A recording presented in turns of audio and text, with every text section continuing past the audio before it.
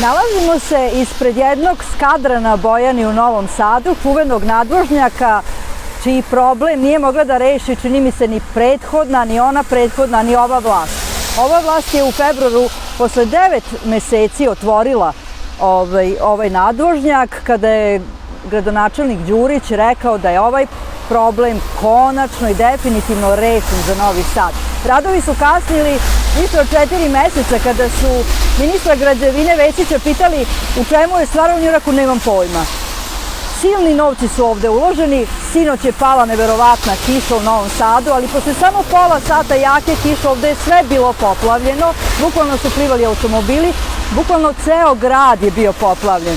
Pa interesantno je pitati gradonačelnika kako je ovaj problem rešen, koliko je para građana Novog Sada i Srbije na kraju uloženo u ovaj projekat propao, definitivno vidi se da nije rešen problem. Da li ne znaju arhitekte koji su to radili da rade svoj posao, da li oni koji treba da kontrolišu izvođača radova takođe ne znaju da rade svoj posao, a veoma je čudno da ne znaju da rade kada probijaju planine i prave tunele.